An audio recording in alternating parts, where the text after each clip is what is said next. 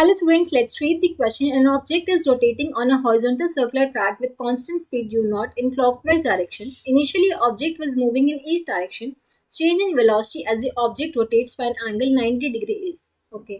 So question में क्या देखिए एक ऑब्जेक्ट हॉरिजॉन्टल सर्कुलर ट्रैक पे रोटेट कर रहा है with constant speed u not in clockwise direction. ठीक है, हमारा एक हॉरिजॉन्टल ट्रैक हमने ऐसे मान लिया, सर्कुलर ट्रैक है ये. ठीक है, हमारा ऑब्जेक्ट यू नॉट स्पीड के साथ क्लॉकवाइज डायरेक्शन मूव कर रहा है. पहले इनिशियली वो ईस्ट डायरेक्शन में था, अब नॉर्थ साउथ ईस्ट वेस्ट. ठीक है, तो ईस्ट डायरेक्शन मूव कर रहा था. मान लेते हैं कि इनिशियली वो ऐसे मूव कर रहा था. ठीक है, ये हमारी इसकी इनिशियल पोजीशन थी.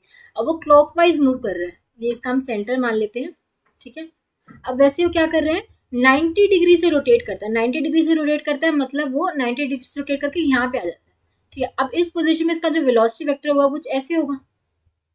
ठीक है, पहले वो इस डायरेक्शन में था तो हमने इनिशियली इसके यहाँ पे मान ली. अब वो क्या हो गया, 90 डिग्री से रोटेट करके यहाँ आ गया. तो हमें चेंज इन वेलोसिटी बताना है कि क्या होगा, चेंज इन वेलोसिटी क्या होगा. अब देखो इनिशियल वेक्टर हम देख सकते हैं, ये हमारा इनिशियल वेक्टर था, ये हमारा हो गया फाइनल वेक्टर.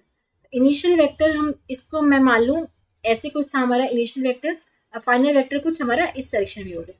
ठीक है, ये हमारा इनिशियल वेक्टर था, ये हमारा फाइनल वेक्टर. तो वी आई कैप वेक्टर हमारा हम बोल सकते हैं किस डायरेक्शन में है.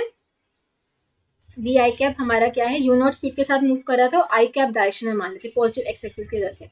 और फाइनल वेक्टर हमारा यू नॉट है और इसकी डायरेक्शन क्या होगी, नेगेटिव वाई एक्सिस. इसको मैं वाई एक्सिस मान रही हूँ, इसको वैसे पॉजिटिव एक्स एक्सिस. ठीक है, ये नेगेटिव वाई एक्सिस होगी ना, ये वाली पॉजिटिव वाई होगी, ये नेगेटिव वाई. तो ये हो गया हमारा minus you naught J cap, जो कि negative axis, negative Y axis में जा रहा है. ठीक है, तो फाइनल वेक्टर क्या हो गया, minus you naught J cap. अब चेंज इन वेलोसिटी में निकालू, v F minus we i cap. V F minus we i cap क्या हो जाएगा हमारे पास, minus you naught J cap minus you naught i cap. ये होगा चेंज इन वेलोसिटी वेक्टर, ये हो जाएगा. ठीक है, तो इन दोनों का अगर मैं रिजल्टेंट देखना चाहूँ तो रिजल्टेंट किस डायरेक्शन में होगा. अब देखो वी एफ मेरा इस डायरेक्शन में है.